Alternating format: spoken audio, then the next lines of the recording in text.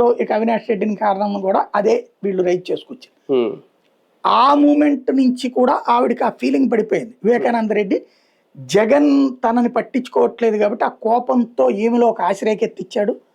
Even ఇప్పుడు భారతి ఏదో interview చెప్పింది, తను పాదయాత్ర చేద్దాం అనుకుంటే ఉమ్, నేను పాదయాత్ర చేస్తానని అడిగింది ఉమ్, ఉమ్, షర్మిల. సరే కానివ్వండి.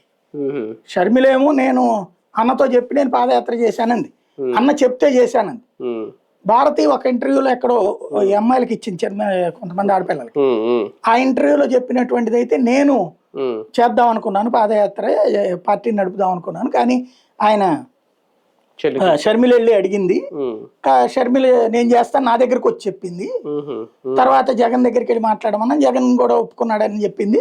అదే. సరే చేసింది అని చెప్పాను. ఉమ్, ఆ విధంగా అప్పుడు భారతి ముందుకు వద్దాం అనుకున్న దాన్ని కూడా ఆపి ఉమ్, షర్మిల ముందుకు వచ్చింది. ఉమ్, అంటే పార్టీ గ్రిప్ తన ఉంచుకుందాం తను అన్న అది అనే ఫీల్. అంటే రాజకీయ వారసులు మేమే అన్న అది చెల్లెలు. అప్పటికి పుట్టింటి నుంచి అత్తారింటికి వచ్చి ఉమ్, తనకి ఎటు స్వేచ్ఛ లేని ఈ అమ్మాయి ఇక్కడ ఉమ్, జగన్ కాస్త ఈ అమ్మాయిని ప్రేమిస్తుండటం బాగుండటం, ఉమ్, ఇది తేడా వచ్చింది.